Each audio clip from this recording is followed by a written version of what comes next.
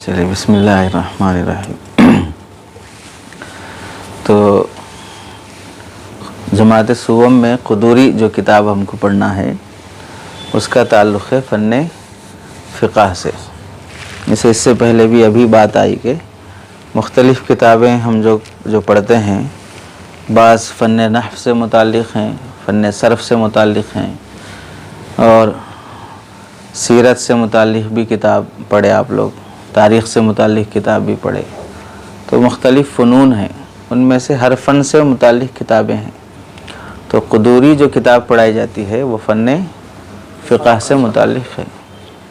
آج کے سبق میں جو تمہیدی گفتگو ہے وہ ہے فقہ کے مبادیات سے متعلق بات، اور اس میں 6 باتیں آج ذکر کی جائیں گی۔ پہلی بات ہے فقہ کی تعریف، دوسری بات ہے فقہ کا موضوع، تیسری بات ہے فقہ کے ماخذ۔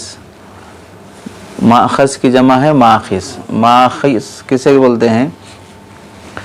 فقہ میں جو مسائل ذکر کیے جا رہے ہیں وہ مسائل کہاں سے لیے گئے، یعنی اس کی دلیل کیا ہے اور دلیل کی کتابیں کیا ہیں، اسے بولتے ہیں ماخذ۔ جیسے کوئی بھی سامان کمپنی بنتی ہے تو اس کا پروڈکٹ کہاں سے ہے اور کون سی کمپنی سے وہ چیز بنی ہے، کہاں سے بن کے آئی ہے۔ ویسے یہ مسئلہ کہاں سے بن کے آیا ہے؟ قرآن سے بنا، حدیث سے بنا، امت کے اجماع سے بنا، یہ ہوتا ہے ماخذ۔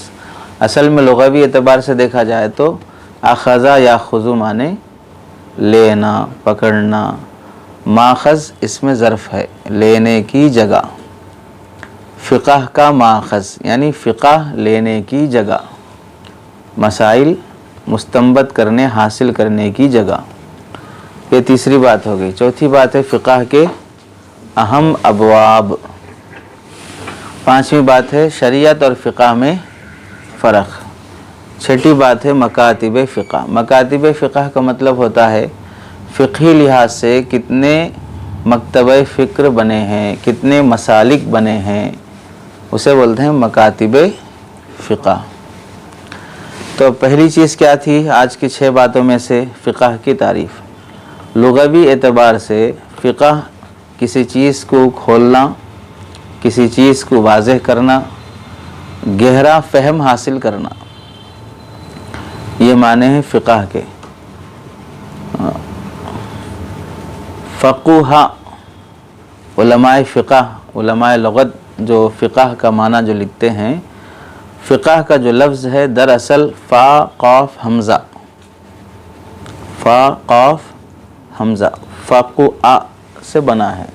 اس کے معنی آتے ہیں اشیاء کی گہرائی، اندرون، باطن تک پہنچنے کا راستہ، اندرون تک پہنچنے کا راستہ۔ اسی لحاظ سے دل میں اگر کوئی چیز بصیرت کے درجے کو پہنچ جاتی ہے، یعنی کسی چیز کے صحیح ہونے، کسی چیز کے غلط ہونے میں دل 100% گواہی دیتا ہے، مطمئن ہو جاتا ہے، تو پھر گویا کہ وہ آدمی اس معاملے میں فقیہ بن گیا۔ جیسے مسئلے مسائل بیان کرنے میں فقیہ کہلاتے ہیں کہ اس کو مسائل کا علم اور مسائل کے دلائل، نئے مسائل کو مستنبط کرنے کے سلسلے میں گہری صلاحیت ہے۔ ویسے ہی دوسری چیزوں میں بھی، مثلا ایک آدمی کے اندر غصہ ہے، ایک آدمی کے اندر بخل اور کنجوسی ہے، نیتیں خراب ہیں، تو نفس کی جو برائیاں ہیں، گندگیاں ہیں، اس کو سمجھنا اور اس کا علاج کرنا۔ عام طور سے جسے ہم شیخ، مرشد، پیر صاحب جسے بولتے ہیں، تو نفس کی برائیوں کو سمجھ کے اس کا علاج کرنے والے کو بھی فقیہ النفس، ایسے فقیہ العصر ہوتا ہے، زمانے میں مسائل کی گہرائی رکھنے والا شخص، فقیہ العصر، فقیہ النفس، سمجھ رہے؟ تو لغوی لحاظ سے دل میں کسی بھی چیز کی بصیرت پیدا ہو جانا، اشیاء کی حقیقت کا راستہ مل جانا، اشیاء کی حقیقت کا راستہ مل جانا اور اس کا فہم حاصل ہو جانا. تو اس لحاظ سے لغت میں فقہ اس کو بولتے ہیں. تو اب اس تعریف کے لحاظ سے غور کرو کہ فقہ صرف شرعی احکامات کے علم کا نام نہیں ہے. شرعی احکامات کے یعنی آپ مسائل جان لیے، وضو میں 4 فرضیں ہیں، نماز میں اتنے فرائض ہیں، اتنے واجبات ہیں، صرف احکام کے علم کا نام فقہ نہیں ہے، بلکہ شرعی احکام کی گہرائی اور باطن کے علم کا نام فقہ ہے. کیونکہ فقہ کی تعریف میں گہرائی تک پہنچنا، گہرائی کا فہم حاصل کرنا، تو یہ مطلب ہوا تو صرف آپ سمر کلاس میں پڑھا رہے بہت سے مسائل کو، تو صرف وہ مسائل پڑھ لے کے آدمی فقیہ بن جاتا کیا؟ 40 روزہ کورس میں سمر کلاسز میں بہت سے دینیات کے مسائل پڑھ لیے تو اس سے بھی آدمی فقیہ ہو گیا. پھر تو مسائل کا علم محض آدمی کو فقیہ نہیں بناتا ہے، بلکہ اس علم کی شرعی احکام کی گہرائی اسے کیا کرتی ہے؟ فقیہ بناتی ہے. تو اب اس لحاظ سے آدمی کو فقیہ بننا ہے تو مسائل کا علم بھی ہونا، پھر اس علم میں گہرائی بھی ہونا، پھر احکام شرعیہ کی علتیں بھی ہونا، دلیل بھی معلوم ہونا آپ کو کہ بھئی یہ حکم کس وجہ سے ہے. پھر اس کے بعد چوتھی چیز یہ بھی ہونا کہ وہ دلیل کہاں سے لیے آپ؟ قرآن سے لیے، حدیث سے لیے، اس کے ماخذ بھی معلوم ہونا آپ کو. اس کے ساتھ ساتھ احکام کی علتیں، احکام کی دلائل اور ان کے مقاصد کا بھی علم ہونا، تب جا کے آدمی کیا ہوتا ہے؟ فقیہ بنتا ہے. یہ ہو گیا فقہ کی ایک معنی کر وضاحت، تعریف. فقہ کی جو کا دائرہ ہے، فقہ کا دائرہ شروع میں کیا تھا؟ فقہ کا دائرہ بہت وسیع تھا. فقہ بولے تو اس زمانے میں صرف مسائل کی حد تک محدود ہو گیا. جیسے آپ بولتے ہیں بھئی فن فقہ میں کون سی کتاب ہے جو اس سال پڑھنے کو ہے؟ کون سی کتاب ہے؟ خدوری پڑھتے ہیں، مختصر الخدوری پڑھی جاتی ہے. تو صرف فقہ سے متعلق وہ کتاب پڑھی جا رہی ہے. لیکن گزشتہ ابتدائی زمانے میں فقہ کا جو دائرہ تھا، عقیدے کا علم جسے آج علم کلام کہتے ہیں، عقائد کا علم، اسلامی عقائد، عقیدۃ الطحاوی، بدائع الکلام، فقہ میں لکھی، عقائد میں لکھی گئی دوسری کتابیں، شرح عقائد وغیرہ، یہ سب بھی فقہ کا ہی حصہ تھا. ایسے ہی اخلاق کا علم جو آج خانقاہوں میں تزکیے کے نام سے اصلاح و تربیت کا نظام چلتا ہے، وہ بھی کس کا حصہ تھا؟ فقہ کا ہی حصہ تھا. چنانچہ اس کی ایک دلیل کیا ہے؟ حضرت امام محمد رحمۃ اللہ علیہ جب حنفی مسلک میں 6 بڑی بڑی کتابیں لکھ کر فارغ ہوئے تو کسی نے حضرت امام محمد رحمۃ اللہ علیہ سے درخواست کی کہ آپ فقہ میں بہت معتبر کتابیں لکھے ہیں، اس کے ساتھ ساتھ آپ اصلاح نفس، اخلاق، تزکیہ، ایک انسان بزرگ بننے کے لیے کیا اعمال کرنے چاہیے، تصوف اور تزکیے پر بھی آپ ایک کتاب لکھ دیں. تو امام محمد رحمۃ اللہ علیہ نے فرمایا میں نے کتاب البیوع، بزنس کے مسائل کی جو کتاب لکھی ہے وہ تزکیہ اور تصوف کے بارے میں ہے کہ کسی بھی مسلمان کا معاملہ اگر شریعت کے اصول کے مطابق ہو گیا بس وہ متبع شرع ہو گیا، شریعت کی اتباع کرنے والا ہو گیا. عام طور سے آدمی نماز میں، روزے میں، زکوٰۃ میں تو شریعت کے احکام کی اتباع کرتا ہے. 4 رکعت پڑھے تو 4 پڑھتا، 5 نہیں پڑھتا. 3 رکعت مغرب کی پڑھے 3 پڑھتا، 2 نہیں پڑھتا، 4 نہیں پڑھتا. تو ان مسائل میں تو آدمی کیا کرتا ہے؟ شریعت جیسے بولتی ہے ویسے فالو کرتا ہے. لیکن تجارت کے مسائل میں، کرائے کے معاملات میں، میراث کے مسائل میں، قرض کے معاملے میں، جتنے بھی معاملے کی شکلیں ہوں، نکاح، طلاق وغیرہ، ان میں انسان شریعت کے پابند رہنا ضروری نہیں سمجھتا ہے. تو ان میں بھی اپنے آپ کو شریعت کا پابند کر لینا ہی کیا کرنا ہے؟ اپنے آپ کو متبع شرع بنانا ہے. اس سے ہی آدمی بزرگ بنتا ہے. تہجد پڑھ رہے، اوابین پڑھ رہے، نفلیں پڑھ رہے، صلاۃ و تسبیح پڑھ رہے، سب کر رہے، پھر دکان پہ جا کے بیٹھ کے جھوٹ بول کے کما رہے، دھوکہ دے کے کما رہے، اس سے تھوڑی متبع شرع بنتا ہے۔ تو فقہ کا دائرہ پہلے عام تھا، جس میں آدمی عقیدے کا بھی علم یہیں سے سیکھتا تھا اور تزکیے کا علم بھی یہیں سے سیکھتا تھا۔ فقہ میں وہ سب سارے مسائل بیان کیے جاتے تھے، لیکن بعد میں متاخرین میں ایسا ہوا کہ عقیدے کے مسئلے میں مستقل بعض باطل فرقے ایسے پیدا ہو گئے کہ ان کو مستقل ایک ایک موضوع پر بحث کرنا، مناظرے کرنا اور الگ سے اس عقیدے کی حفاظت، اہمیت، پھر اس عقیدے کے خلاف بگڑے ہوئے عقیدے کی تردید، ایسا ایک مستقل کام بنا، جس کی وجہ سے فقہ سے عقیدے کے علم کو کیا کرنا پڑا، الگ کر کے اس کا نام دیا گیا علم الکلام، اس کا نام دیا گیا علم الکلام۔ ویسے اخلاق اور تصوف کے علم کو بھی الگ کر دیا گیا۔ تو فقہ کی اب تعریف کیا ہوگی؟ اب فقہ کی تعریف ہے علم بالمسائل الشرعیۃ العملیۃ المکتسبۃ من ادلتها التفصیلیہ، علم بالمسائل الشرعیہ العملیہ المکتسبۃ من ادلتها الشرعیۃ التفصیلیۃ۔ کیا مطلب ہوا؟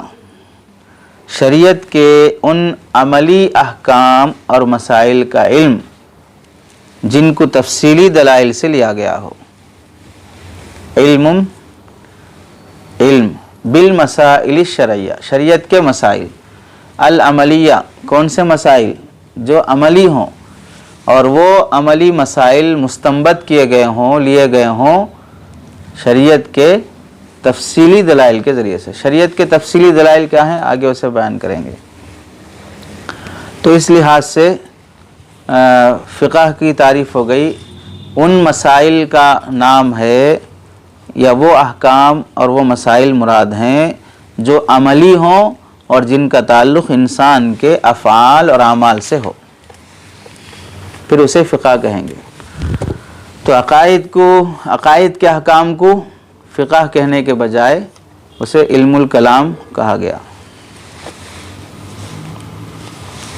یہ ہو گیا فقہ کی گویا کہ تعریف اور وضاحت۔ دوسرے درجے میں ہے فقہ کا موضوع۔ فقہ کا موضوع تعریف میں ہی آ گیا کہ بھئی عملی احکام، عملی احکام میں یہ بات واضح ہو گئی کہ یہ عمل کس کو کرنا ہے؟ انسان کو کرنا ہے۔ تو فقہ کا موضوع ہوگا جن کا تعلق انسان کے افعال اور اعمال کے ساتھ ہو۔ تو اس لیے اب فقہ کا موضوع بنا عاقل، بالغ آدمی، یعنی مکلف کے اعمال، مکلف کے اعمال، یہ فقہ کا موضوع ہے۔ بالغ ہونے کے بعد جو آدمی کام کر رہا ہے، کوئی بھی عبادت سمجھ کر یا معاملہ سمجھ کر کوئی بھی کام آپ کر رہے ہیں، یہ کام آپ کے لیے فرض ہے، واجب ہے، سنت ہے، مستحب ہے، مباح ہے، حرام ہے، مکروہ ہے، تنزیہی ہے، تحریمی ہے، کیا ہے یہ جو کام آپ کریں ہیں، اس کا حکم کیا ہے؟ سمجھ رہے ہیں؟ اب آپ لوگ یہاں بیٹھ کے پڑھ رہے ہیں، یہ پڑھنا فرض ہے، واجب ہے، سنت ہے، مستحب ہے، مباح ہے یا ناجائز ہے، حرام ہے، کیا ہے یہ پڑھنا؟ ایسا کوئی بھی کام کرو تو یہ کام شرعی لحاظ سے حکم شرع میں کیا حیثیت رکھتا ہے شریعت کی نظر میں؟ تو عاقل بالغ مکلف کا فعل، عمل کیا ہے فقہ کا موضوع؟ موضوع کا مطلب اب فقہ میں عاقل بالغ کے کام کے بارے میں بیان کیا جائے گا کہ عاقل بالغ شخص جو کام کر رہا ہے وہ کام جائز ہے، ناجائز ہے، حرام ہے، مستحب ہے، مباح ہے، اس کے بارے میں بیان کیا جائے گا۔ یہ دوسری چیز ہوگی۔ تیسری چیز ہے فقہ کے ماخذ، سورسز۔ فقہ کے جو ماخذ ہیں وہ دو ہیں۔ ایک پہلا ہے اتفاقی ماخذ، دوسرا ہے اختلافی ماخذ۔ اتفاقی ماخذ کیا ہے؟ قرآن، حدیث، اجماع، قیاس، یہ 4 اتفاقی ماخذ ہیں۔ اور اتفاقی ماخذ کا مطلب ہے کہ جو مسالک ہیں اور مسالک معتبر ہیں، مانے جاتے ہیں پوری دنیا میں، ان تمام معتبر مسالک میں یہ 4 ماخذ متفق ہیں۔ ہر مسلک والے ان 4 ماخذ سے مسائل مستنبط کرتے ہیں۔ کیا کیا ہیں وہ ماخذ؟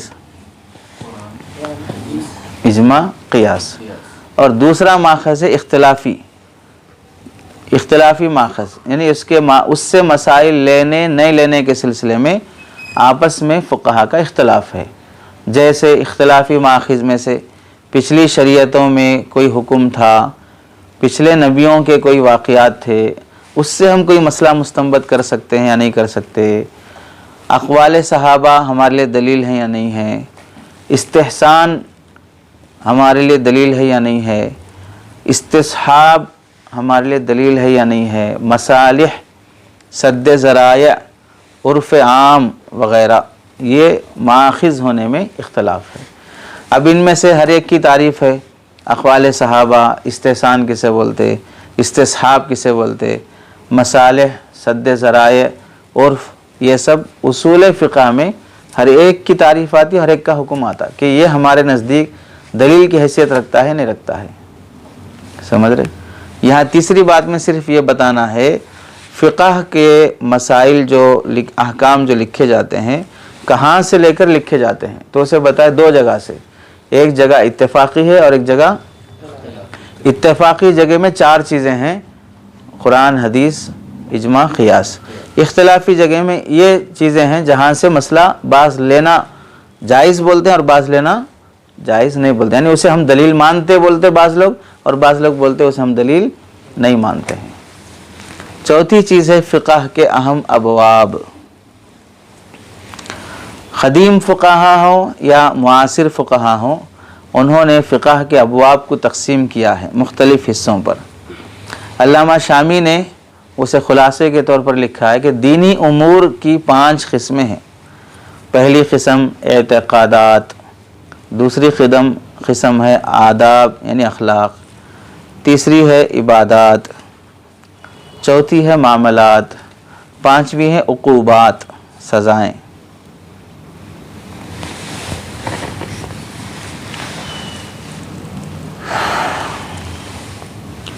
اور علامہ شامی جہاں پر یہ ذکر کیے ہیں اس میں یہ بھی وضاحت کیے ہیں کہ ان میں سے جو شروع کے 2 ہیں یعنی اعتقادات اور آداب، اخلاق جو ہیں، اس کا تعلق فقہ سے نہیں ہے۔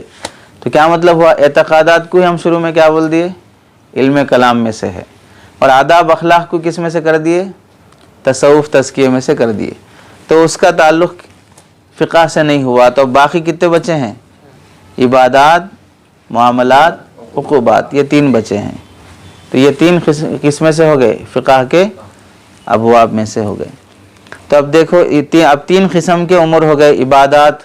عبادات کتنے ہیں؟ نماز، روزہ، زکوٰۃ، حج۔ 5ویں درجے میں فقہا کے نزدیک جہاد بھی فرض درجے کی عبادت ہے ان کے بعد۔ تو یہ 5 ہو گئے۔ معاملات دوسرے درجے میں ہے، اس کے بھی 5 حصے ہیں۔ معاوضات مالیہ، ایسا معاملہ جس کے عوض میں کیا رہتا ہے؟ دوسری جہت سے مال رہتا ہے، جیسے بزنس کرتے، ایک طرف سے چیز رہتی دوسری طرف سے پیسہ رہتا، تو معاوضات مالیہ یہ پہلی قسم ہے معاملات کی۔ دوسری قسم ہے مناکحات، نکاح، طلاق، رضاعت، حضانت وغیرہ۔ تیسری چیز ہے مخاصمات، جھگڑے، اس کے عدالت، فیصلے، مقدمہ۔ چوتھی چیز ہے امانات۔ 5ویں چیز ہے ترکات یعنی میراث۔ معاملات کی کتنی قسمیں ہو گئی؟ معاوضات مالیہ، نمبر 2 مناکحات، نمبر 3 مخاصمات، نمبر 4 امانات. پانچویں چیز ترکات. ترکہ کی جمع ترکات یعنی میراث. تو یہ 5 معاملات کے حصے ہو گئے سمجھو. تیسری چیز ہو گئی دین کے اہم ابواب، جو 5 حصوں میں دینی امور کو تقسیم کیے تھے، اس میں سے جو وہاں 5ویں تھی یہاں پر کیا ہو گئی، تیسرے نمبر پہ آ گئے نا، عقوبات یعنی سزائیں. عقوبات سزائیں. سزائیں بھی 5 طرح کی ہیں. قصاص قتل عمد کے بدلے قتل کرنا، جان بوجھ کر قتل کرنے کے سزا میں قتل کرنا، یہ قصاص پہلے درجے میں. دوسرے درجے میں ہے زنا کی سزا، زنا کی حد. دوسرے درجے میں ہے چوری کی حد، تو حد زنا ہے، حد سرقہ ہے. چوتھے درجے میں حد قذف. حد قذف یعنی کسی کو پاک دامن عورت کو تہمت لگانے کی سزا.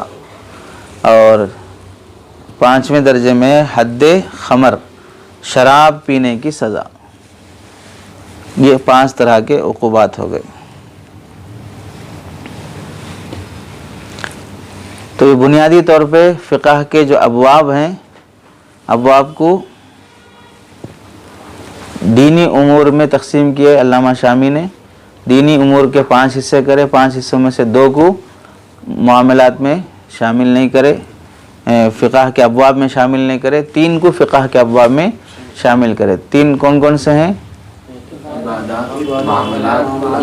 عبادات 5 طرح کے ہیں، معاملات بھی 5 طرح کے ہیں، عقوبات بھی 5 طرح کے ہیں.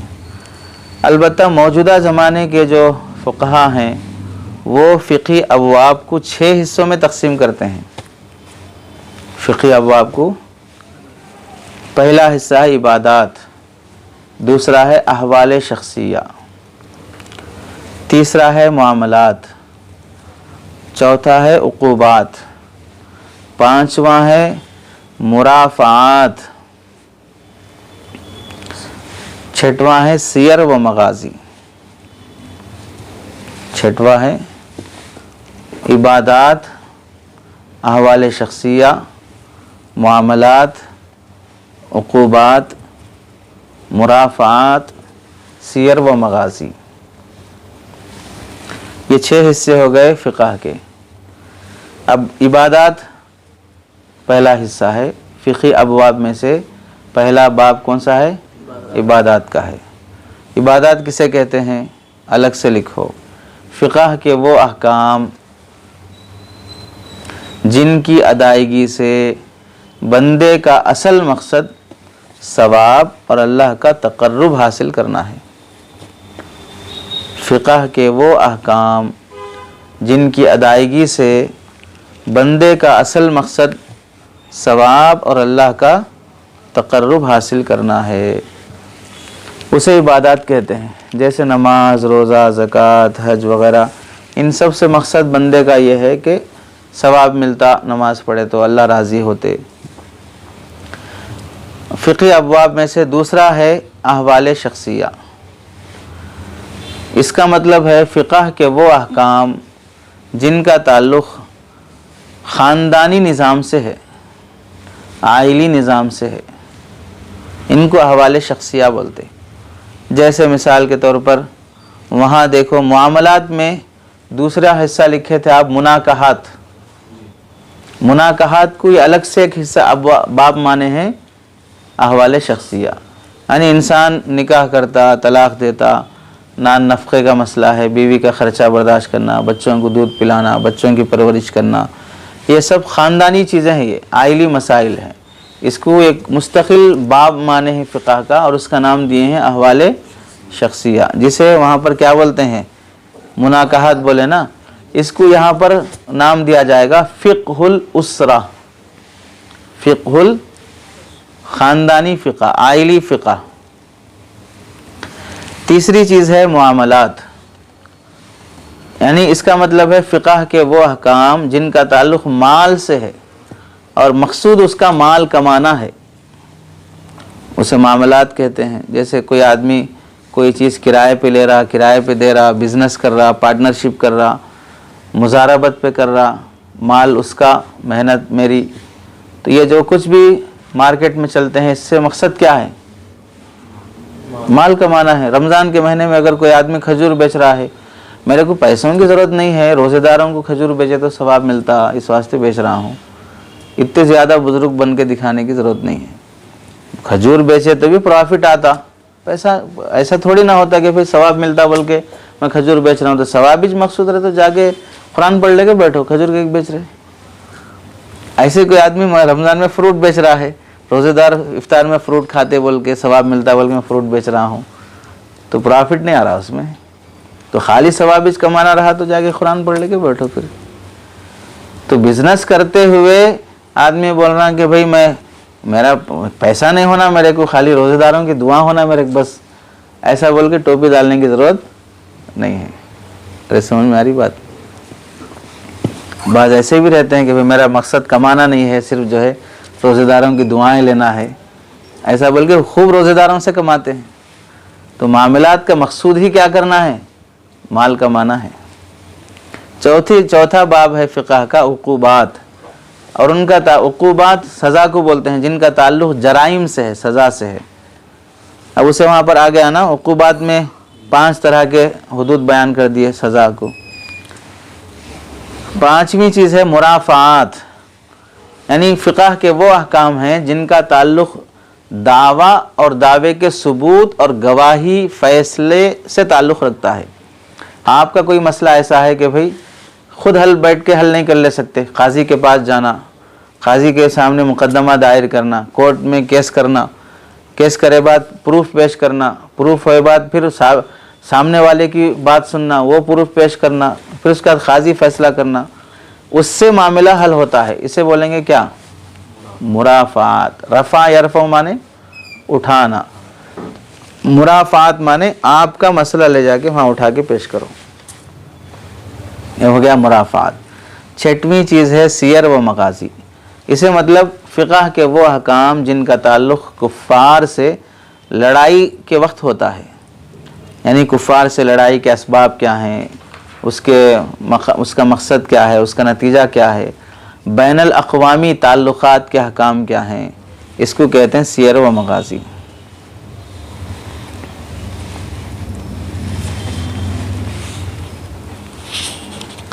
یہ ہو گئے فقہ کے ابواب۔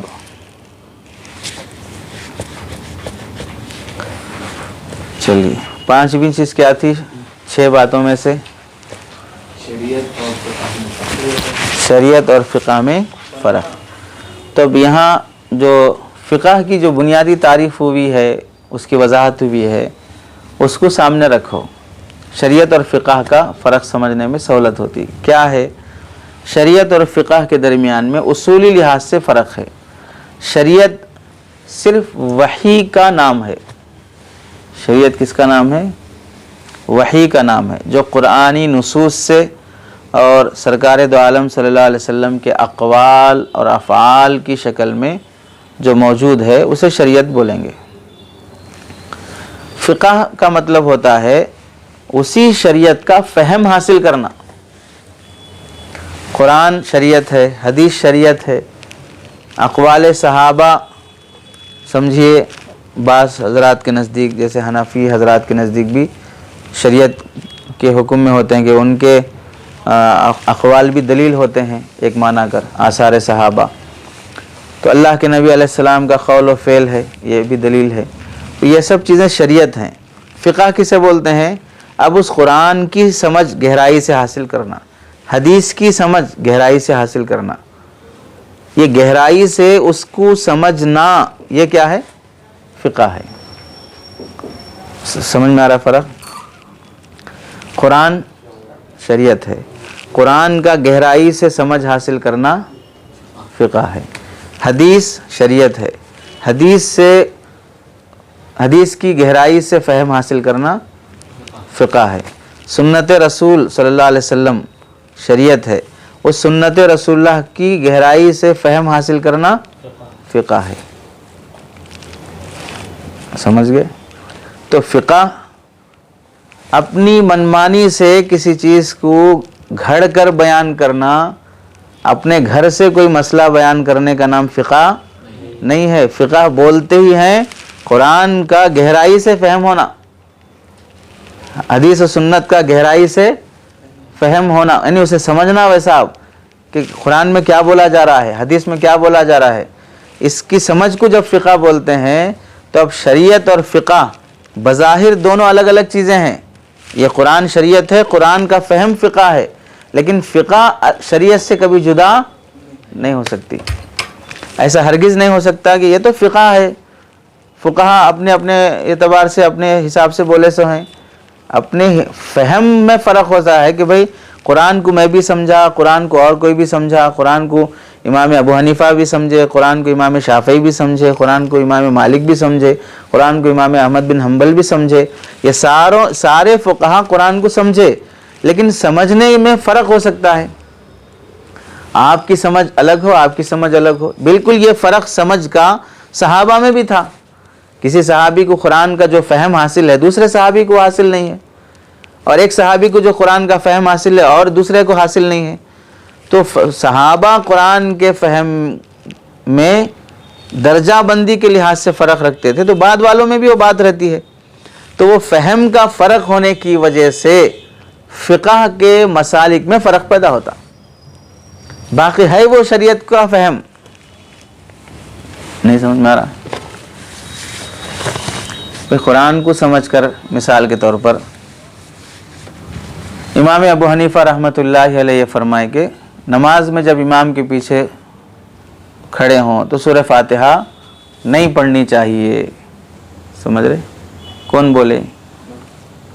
امام ابو حنیفہ رحمۃ، یعنی فقہی مسئلہ، فقہ حنفی کا مسلک ہے. سمجھو کہاں سے سمجھے؟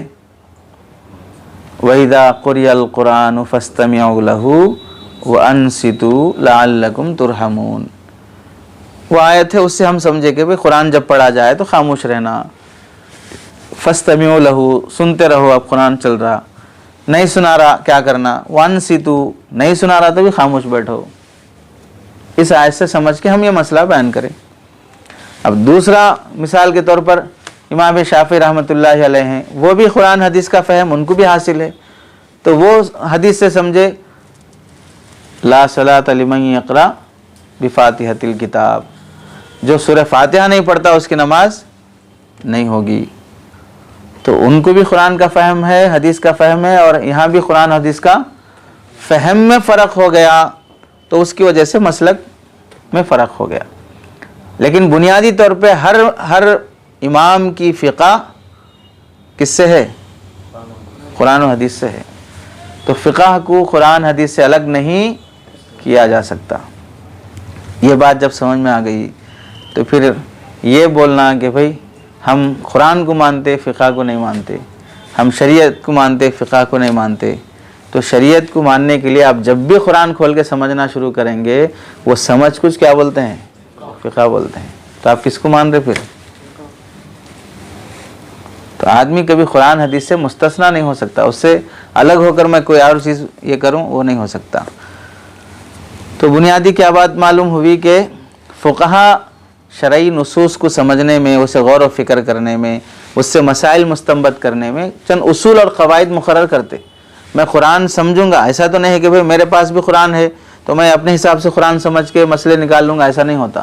قرآن کو سامنے رکھ کر کن اصولوں کی بنیاد پر آپ مسائل مستنبط کر سکتے، کیا رولز ہیں اس کے، وہ رولز متعین کریں گے. اور ایسے ہی فلاں فقیہ ہے، وہ بھی رولز متعین کرے گا کہ بھئی میں قرآن کے اس آیت سے یا اس سورہ سے اگر کوئی مسئلہ نکالنا ہے تو کیا اصول سے میں نکالوں گا. ان اصولوں کے پیش نظر ہی وہ قرآن سے کیا کرتے ہیں؟ مسائل مستنبط کرتے ہیں. تو اصول جب مختلف ہو جاتے ہیں تو استنباط کا طریقہ بھی کیا ہو جاتا ہے؟ بدل جاتا ہے. جب وہ بدل گیا تو پھر مسلک بھی کیا ہو جاتا ہے؟ بدل جاتا ہے. تو مسالک کا بدلنا استنباط اور اجتہاد کے اصولوں کے مختلف ہونے کی وجہ سے ہے. لیکن بہر صورت نہ تو شریعت اور فقہ کو ایک سمجھنا چاہیے کہ شریعت بولے تو فقہ، فقہ بولے تو شریعت، ایسا بھی نہیں ہے. اور ایسا بھی نہیں کہ فقہ کوئی الگ چیز ہے اور شریعت کوئی الگ چیز ہے، بلکہ شریعت قرآن حدیث ہے، اس قرآن حدیث کے فہم کا نام کیا ہے؟ فقہ ہے. سمجھ گئے؟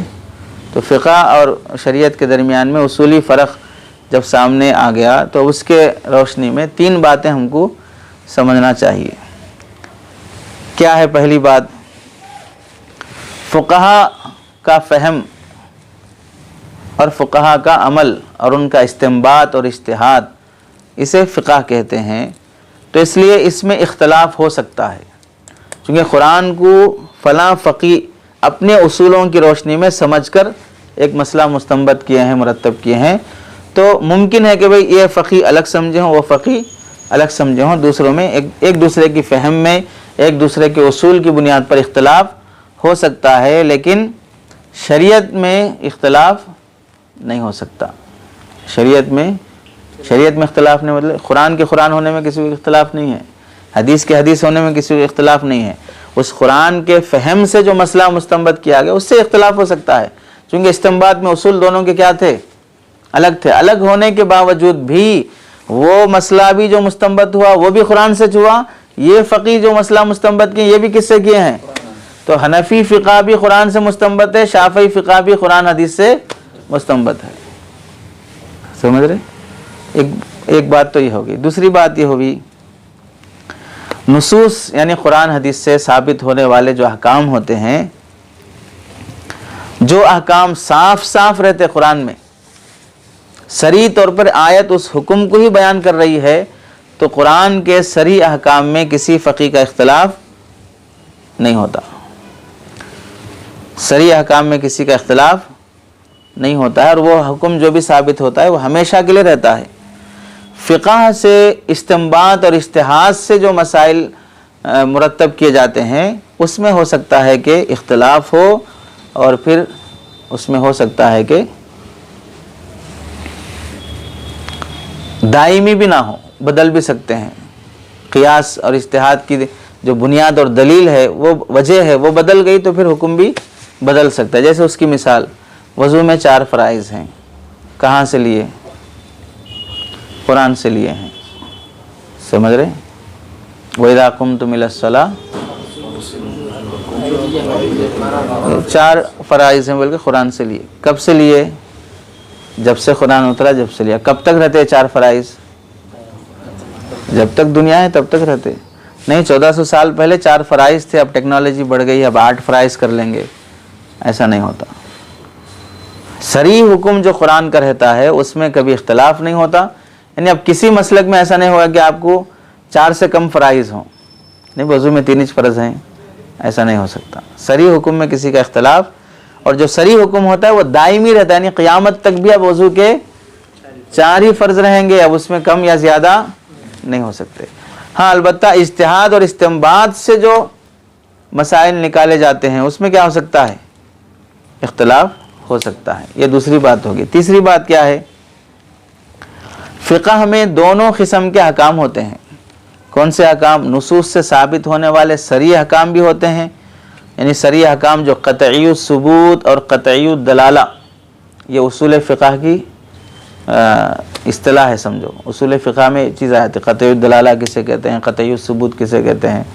تو جو نصوص سے ثابت ہونے والے جو احکام ہوتے ہیں، ایک تو صریح احکام بھی ہوتے ہیں، اور بعض کیا ہوتے ہیں؟ غیر صریح اور اجتہادی احکام بھی ہوتے ہیں۔ تو فقہ میں صریح احکام قرآن و حدیث میں ہے وہ بات، اور اسی بات کو ہم کیا کر لیے؟ مسئلے کی شکل میں فقہ میں لے لیے۔ اور ایسے بھی ہو سکتا ہے کہ قرآن حدیث میں وہ بات صریح نہیں ہے، لیکن وہ بات ہم مستنبط اور اجتہاد کر کے مسئلے کے درجے میں اسے لیے ہیں۔ فقہ میں دونوں طرح کی باتیں ہوتی ہیں۔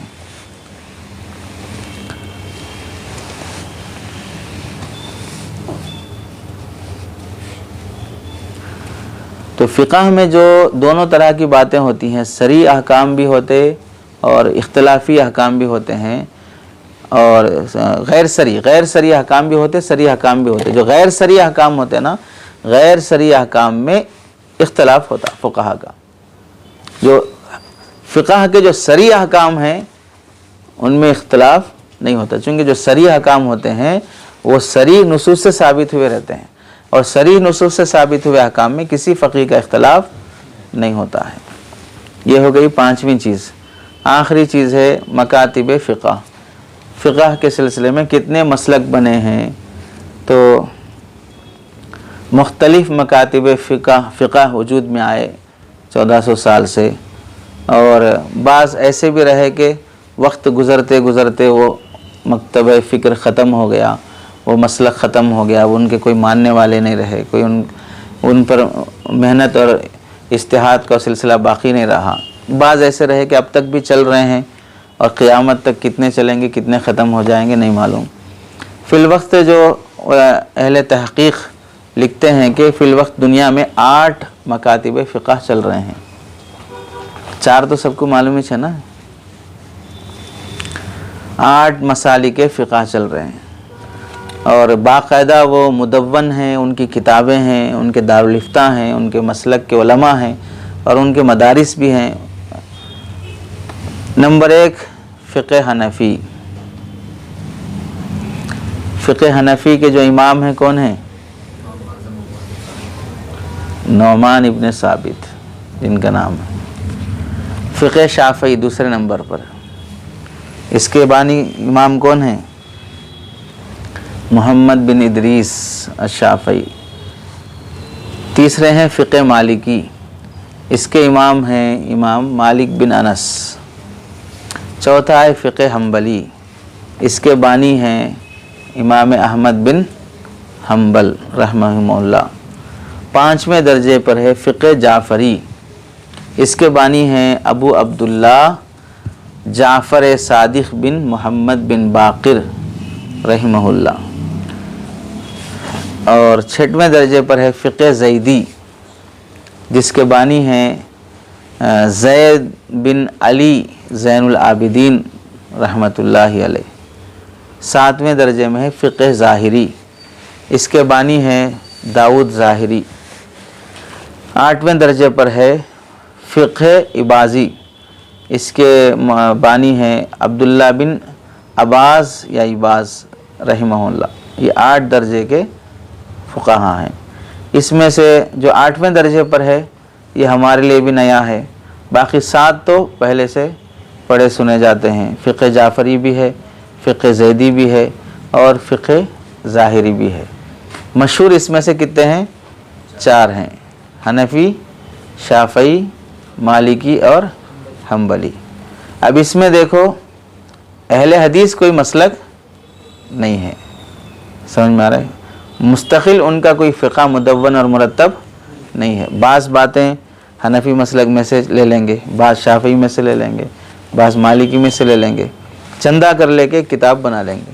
جیسے چندہ کر لے کے کچھ پیسے جمع کر لیتے، ویسے چندہ کر لے کے ایک مسئلہ ایک کتاب مرتب کر لیں گے۔ باقی خود سے مستنبط کر کے جنم سے لے کے جنازے تک اب فقہ کے جو ابواب بیان کیے گئے، امام علامہ شامی نے 5 دینی امور کے ابواب بیان کرے، اور معاصر فقہاء اکرام نے 6 ابواب میں تقسیم کیا۔ ان 6 ابواب کے تمام احکام مرتب شکل میں انہی کے مستنبط کیے ہوئے، انہی کے قرآن حدیث کے روشنی میں لکھے علماء کے مل جائیں، ایسا ممکن نہیں ہے۔ اس میں سے 80% فقہ حنفی کی دین ہوگی، اور کچھ امام شافعی کی خیرات ہوگی، ادھر ادھر کے صدقے خیرات سے چلتے ہیں، سمجھ رہے؟ تو 6 باتیں بنیادی تھی: فقہ کی تعریف، فقہ کا موضوع، فقہ کی ماخذ، پھر فقہ کے ابواب، فقہ اور شریعت میں فرق، اور مکاتب فقہ۔ سمجھ گئے؟ چلیے بس۔